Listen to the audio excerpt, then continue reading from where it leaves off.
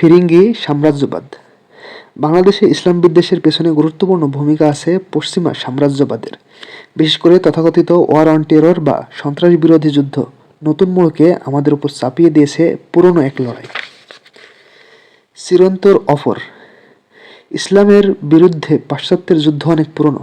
আধুনিক পশ্চিমের আত্মপরিচয় গড়ে উঠেছে ইসলামকে অপর বা প্রধান প্রতিপক্ষ হিসেবে দাঁড় করানোর মধ্য দিয়ে। পশ্চিমা বিশ্ব বলতে আজ আমরা ভৌগোলিক ও সাংস্কৃতিকভাবে একীভূত যে সত্তাকে বুঝি 1000 বছর আগেও এর কোনো অস্তিত্ব ছিল না। সেখানকার মানুষ তখন আলাদা আলাদা গোত্র বা অঞ্চলের নামে নিজেদের পরিচয় দিত। পশ্চিম এর ধারণাটা দানা বাঁধতে শুরু করে একাদশ শতাব্দীর দিকে। এই সময়ে ক্যাথলিক চার্চের পতাকার নিচে ইউরোপের ছোট ছোট রাজ্যগুলো একজোট হতে শুরু করে, নিজেদের বলে ক্রিসেন্ডম বা খ্রিস্ট জগৎ। আর এই ক্রিসেন্ডমই ছিল আধুনিক পশ্চিমের প্রাথমিক অবতার। এই ধারণা থেকেই কালের পরিক্রমায় পশ্চিমা সভ্যতার ধারণা জন্ম নেয়। ক্রিসেন্ডম নামের এই নতুন পরিচয়ের পেছনে সবচাইতে বড় ভূমিকা ছিল ক্রুসেডের, ইসলামের হুমকি মোকাবিলা আর জেরুজালেম পুনরুদ্ধারের স্লোগান তুলেই খ্রিস্ট জগতের ধারণা সামনে এনেছিল ক্যাথলিক চার্চ। এই পরিচয় গড়ে উঠেছিল দুটো স্তম্ভের উপর ভর করে: ক্যাথলিক ধর্মীয় দায়িত্ববোধ আর ইসলাম ও মুসলিমদের প্রতি ঘৃণা।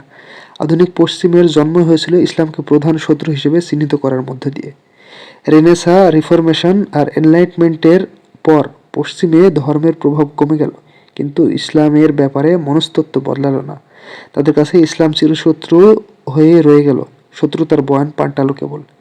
আগের ধর্মযুদ্ধ, পরে সভ্যতা বনাম বর্বরতা, শান্তি বনাম সন্ত্রাস আর গণতন্ত্র বনাম মৌলবাদ এর যুদ্ধে রূপ নিল। পাশ্চাত্য কিভাবে নিজেদের সভ্য রেশনাল হিসেবে দেখাতে মুসলিম বিশ্বকে বর্বর ও ইরেশনাল প্রতিপক্ষ হিসেবে দাঁড় করিয়েছে তা খুঁটিয়ে খুঁটিয়ে দেখিয়েছেন গবেষক এডওয়ার্ড সাইদ। অন্যদিকে জোসেফ মাসাদ তুলে ধরেছেন আধুনিক লিবারেলিজম কিভাবে নিজেকে সংজ্ঞায়িত করেছে ইসলামের বিপরীতে দাঁড়িয়ে নিজেদের শ্রেষ্ঠত্ব প্রমাণের জন্য ইসলামকে বানিয়েছে প্রধান অপর। জ্ঞানতাত্ত্বিক এই বাইনারি একদিকে তাদের আত্মপরিচয়ের ভিত্তি দিয়েছে, অন্যদিকে জুগিয়েছে মুসলিম বিশ্বে সামরিক আগ্রাসনের অজুহাত। আধুনিক পশ্চিমের জন্মের সময় ইসলাম ছিল শত্রু, আজও পশ্চিমের চোখে ইসলাম সেই একই ভূমিকায় শত্রু ও হুমকি। আমরা ভুলে গেলেও এ সত্যটা ওরা ভোলেনি। 1917 সালে জেরুজালেম যখন ব্রিটিশদের দখলে আসে, ব্রিটিশ জেনারেল এডমন্ড অ্যালেবনি তখন দম্ভভরে ঘোষণা করেছিল, আজ ক্রুসেডের লড়াই শেষ হলো। 1920-এ প্রথম বিশ্বযুদ্ধের পর বিজয়ী বেশে দামাস্কাসে ঢোকার পর ফরাসি জেনারেল হেনরি গুরো ছুটে গিয়েছিল সুলতান সালাউদ্দিন আইয়ুবের কবরের পাশে। ইতিহাসের মহান নায়কের কবরে লাথি মেরে ঔদ্ধত্যের সাথে বলেছিল, ওঠো সালাউদ্দিন, দেখো আমরা ফিরে এসেছি। 2001 সালে সন্ত্রাসের বিরুদ্ধে যুদ্ধের ডাক দেওয়ার সময় মার্কিন প্রেসিডেন্ট জর্জ ডব্লিউ বুশের মুখেও উচ্চারিত হয়েছিল সেই পুরনো শব্দ, ক্রুসেড। ইতিহাস ফিরে ফিরে আসে। ক্রুসেড থেকে উপনিবেশবাদ এবং সেখান থেকে আজকের সন্ত্রাসের বিরুদ্ধে যুদ্ধ, সবই ইসলামকে নিরবিচ্ছিন্ন শত্রু হিসেবে দেখার অংশ। আর সেই লড়াইয়েরই আধুনিক ফ্রন্ট লাইন জায়নবাদী ইসরায়েল। ইসরায়েল হলো ইসলামের প্রাণকেন্দ্র, আরবের বুকে পশ্চিমা সাম্রাজ্যবাদের বিশ্বস্ত প্রক্সি, নব্য উপনিবেশবাদী প্রকল্প। নতুন এই ক্রুসেড দখলদারিত্বের পাশাপাশি চালিয়েছে মনস্তাত্ত্বিক যুদ্ধ, আগ্রাসনের অস্ত্র হিসেবে বেছে নিয়েছে মিডিয়া ও সংস্কৃতিকে। পশ্চিমের বিনোদন জগৎ আর মিডিয়া দশকের পর দশক ধরে ইসলাম, মুসলিম আর বিশেষ করে আরবদের উপস্থাপন করেছে আগ্রাসী বর্বর শক্তি হিসেবে। দীর্ঘমেয়াদী এই বয়ান যুদ্ধের প্রভাব গোটা দুনিয়ার মতো বাংলাদেশেও পড়েছে। আমাদের দেশে তথাকথিত সেকুলার প্রগতিশীল গোষ্ঠী এই বৈশ্বিক লড়াইয়েরই স্থানীয় সেফাই। পশ্চিমা মিডিয়া বা একাডেমিয়া যেভাবে ইসলামকে বিচার করে, এরাও ঠিক সেই লেন্স দিয়েই নিজেদের সমাজকে চেনে। তাদের ইসলাম বিদ্বেষ, ভারতীয় হিন্দুত্ববাদী বয়ান আর পশ্চিমা ওরিয়েন্টালিজমের এক বিচিত্র সংকর। কলকাতার বাবু সংস্কৃতির প্রতি অন্ধ মোহ আর পশ্চিমের প্রতি মুগ্ধতায় বাঙালি প্রগতিশীলদের মুসলিম বাংলার সমাজ ও বিশ্বাসের বিপক্ষে হিসেবে দাঁড় করিয়েছে। গণহত্যার মহড়া। 90-এর দশক। আধুনিক সময়ে মুসলিম বিশ্বের বিরুদ্ধে পশ্চিমের সরাসরি আগ্রাসন শুরু হয় 90-এর দশকে, যখন স্নায়ুযুদ্ধের অবসানের পর নতুন বৈশ্বিক শত্রু খুঁজছিল পশ্চিম। এই সময়টাতে প্রথম উপসাগরীয় যুদ্ধে ইরাক আক্রমণ করে আমেরিকা, জাতিসংঘকে দিয়ে চাপিয়ে দেয় অমানবিক নিষেধাজ্ঞা। খাবার আর ওষুধের অভাবে ধুকে ধুকে মারা যায় লাখ লাখ মানুষ। ইউনিসেফের তথ্য মতে নিষেধাজ্ঞার কারণে মারা যায় 5 লাখেরও বেশি শিশু। ইরাকে 340 টনের মতো ডিপ্লিটেড ইউরেনিয়াম সমৃদ্ধ মিসাইল ছোড়ে আমেরিকা। মাত্র 4 বছরের ব্যবধানে ক্যান্সারের হার বেড়ে যায় 20 গুণ। 1996 সালে মার্কিন পররাষ্ট্রমন্ত্রী ম্যাডেলিন অলব্রাইটকে প্রশ্ন করা হয়েছিল, ইরাকে 5 লাখ শিশু মারা গেল, হিরোশিমাতেও এত মানুষ মারা যায়নি, আপনি কি মনে করেন এই চড়া মূল্য দেওয়াটা সঠিক ছিল? বিন্দুমাত্র অনুশোচনা ছাড়া অলব্রাইট জবাব দিয়েছিল, আমরা মনে করি এই মূল্যটুকু দেওয়া জরুরি ছিল। 2001 সালের আগে পশ্চিমারা মুসলিমদের হত্যাযোগ্য ও খরচযোগ্য সাব্যস্ত করে ফেলেছিল। 90-এর দশক ছিল পরের দশকে শুরু হওয়া বিশ্বব্যাপী যুদ্ধের প্রস্তুতি পর্ব, ওয়ার অন টেরর। 90-এর দশকে যে ক্ষেত্র প্রস্তুত করা হয়েছিল 2001 সালে সেটাকে প্রাতিষ্ঠানিক রূপ দেয় জর্জ ডব্লিউ বুশ, ঘোষণা করে সন্ত্রাসের বিরুদ্ধে যুদ্ধ। এই যুদ্ধে কেবল বোমা আর ড্রোন হামলার মধ্যে সীমাবদ্ধ থাকেনি, আগ্রাসনকে বুদ্ধিবৃদ্ধি জায়েজ করার জন্য তৈরি করেছে আইনি ও দার্শনিক কাঠামো। ঔপনিবেশিক যুগে পশ্চিমারা নিজেদের সভ্যতার অগ্রদূত দাবি করত। ওরা বলতো, তোমরা বর্বর, আমরা এসেছি তোমাদের সভ্য করতে। এখানকার দখলদাররা একই সুরে বলে, তোমরা বর্বর, তাই আমরা তোমাদের গণতন্ত্র, মানবাধিকার আর উন্নয়ন শেখাতে এসেছি। শব্দের কিছু পার্থক্য এসেছে, কিন্তু মূল মিশন এক। যেসব বর্বরদের বশ করা সম্ভব তাদের সভ্য বানানো, যারা প্রতিরোধ করবে তাদের নিশ্চিহ্ন করা। কোনো জনগোষ্ঠী বা আদর্শকে সভ্যতার জন্য হুমকি হিসেবে দাঁড় করানো গেলে তাদের বিরুদ্ধে যে কোনো কিছু করা ন্যায্য হয়ে যায়। তখন ড্রোন হামলা, বিনা বিচারে আটক, গুয়ান্তানামো বের মতো টর্চার শেল, এমনকি গণহত্যাও আর অপরাধ মনে হয় না। এই লড়াইয়ের কোনো ভৌগোলিক সীমানা নেই নির্দিষ্ট সময়সীমা। এক অনন্ত যুদ্ধ যেখানে সভ্যতা রক্ষার জন্য সব কিছু জায়েজ। আইনের মোড়কে আইনহীনতা।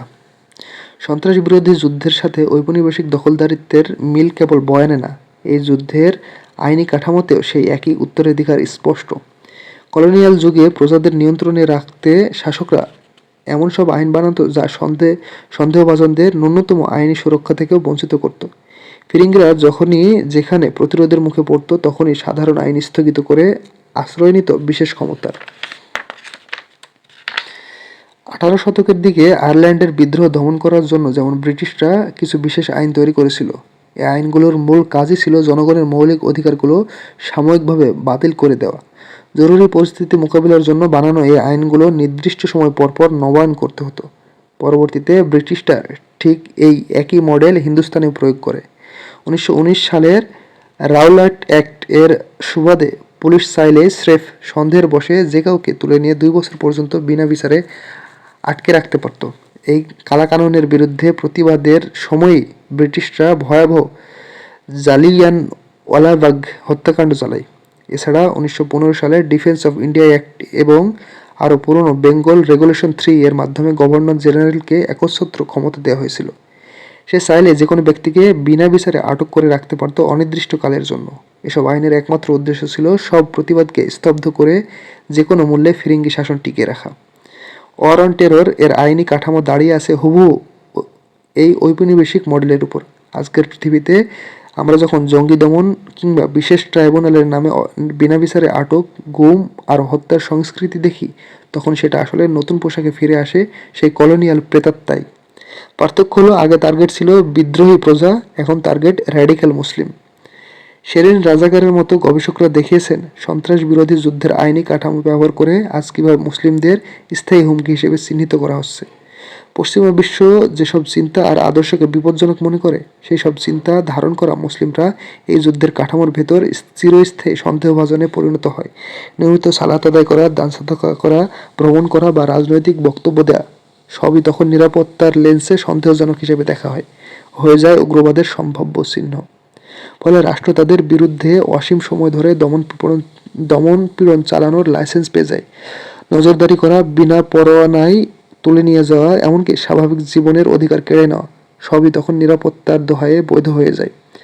কলোনিয়াল প্রজার মতোই আজকের মুসলিমরাও আইন সুরক্ষার বাইরে। আইনের মোড়কে সে একই আইনহীনতা।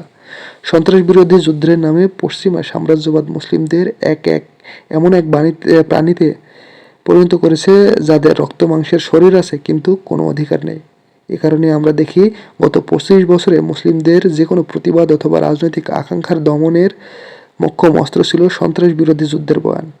একে কাজে লাগিয়ে পূর্ব থেকে পশ্চিমের বিভিন্ন সরকার ইসলাম ও মুসলিমদের বিরুদ্ধে লড়াই চালিয়ে গেছে। বাংলাদেশের প্রেক্ষাপট।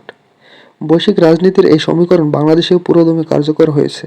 আজকের বিশেষ ক্ষমতা আইন আর সন্ত্রাস বিরোধী আইনগুলো ব্রিটিশ আমলের আইনগুলোর আধুনিক সংস্করণ। এগুলো এতটাই বিস্তৃত আর অস্পষ্ট যে এদের আওতায় প্রায় যে কোনো কাজকে সন্ত্রাস বলে চালিয়ে দেওয়া সম্ভব। নিছক একটা বই পড়া বা অনলাইনে ভিডিও দেখাও এখন অপরাধ হিসেবে গণ্য হয়। বিচারের মানদণ্ডও বদলে যায়। রাজনৈতিক দল রাস্তা বন্ধ করে প্রতিবাদ করলে সেটা হয় গণতান্ত্রিক আন্দোলন, কিন্তু ইসলামপন্থীরা মিছিল করলে সেটা হয়ে যায় উগ্রবাদী তৎপরতা। কোনো বামপন্থী যদি বর্তমান ব্যবস্থা ভেঙে বিপ্লবের ডাক দেন তবে তাকে বলা হয় বিপ্লবী, অথচ একজন ইসলামপন্থী একই কথা বললে হয়ে যায় জঙ্গি বা উগ্রবাদী। আর একবার এই তকমা লাগলে তার সব নাগরিক অধিকার উবে যায়। মূলত ওয়ার অন টেরর এর দোহাই দিয়ে রাষ্ট্রযন্ত্র সেই পুরনো ঔপনিবেশিক দমনপীড়নকেই ফিরিয়ে এনেছে। শরিয়ার অপরাধীকরণ। 2006-এর এক বক্তব্যে জর্জ ডব্লিউ বুশ কোনোরকম ট্রাকঢাক ছাড়াই সরাসরি বলেছিল, র্যাডিক্যাল ইসলামিস্টরা সুযোগ পেলে আবার খিলাফত কায়েম করবে, আর আমেরিকা কোনোভাবে তা হতে দেবে না। প্রায় 2 যুগ পর ঠিক একই সুর শোনা যায় মার্কিন পররাষ্ট্রমন্ত্রী মার্কো রুবিওর কণ্ঠে। তার মতে র্যাডিক্যাল ইসলাম নিয়ে আমেরিকার দুশ্চিন্তার প্রধান কারণ হলো এর প্রকৃতিটাই বৈপ্লবিক।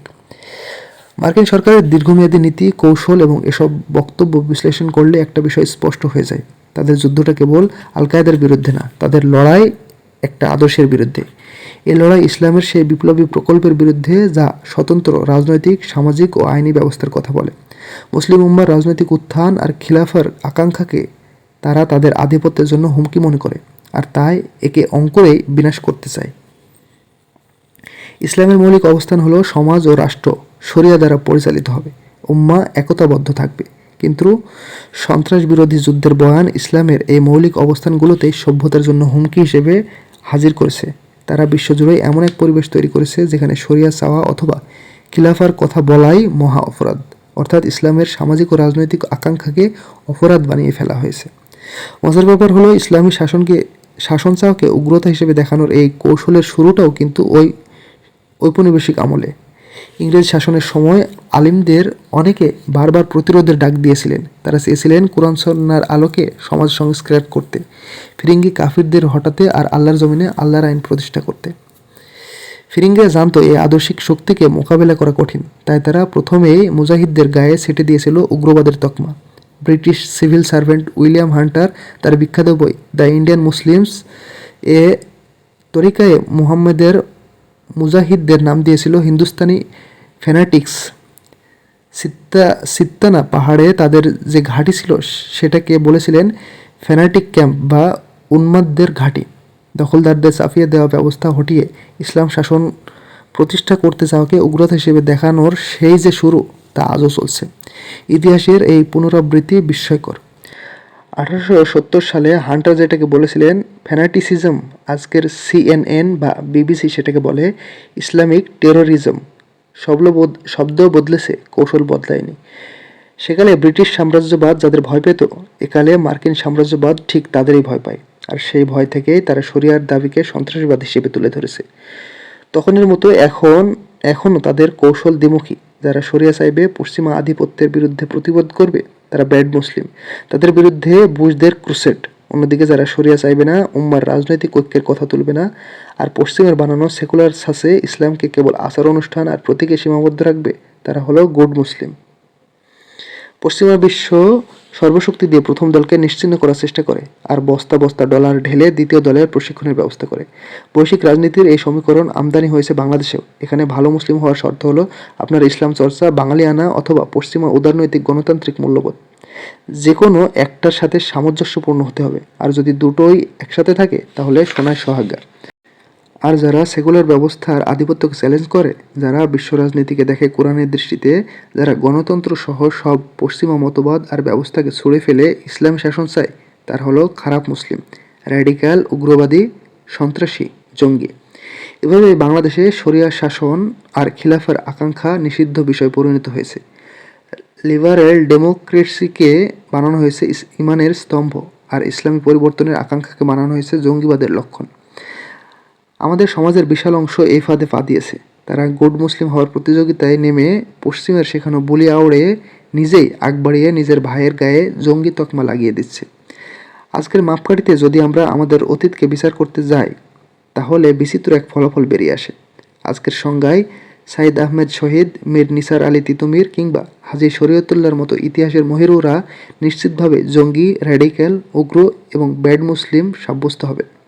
বিপরীতে ইংরেজদের আনুগত্য আর দালালি করা মির্জাফররা পাবে মডারেট আর গুড মুসলিমের সার্টিফিকেট।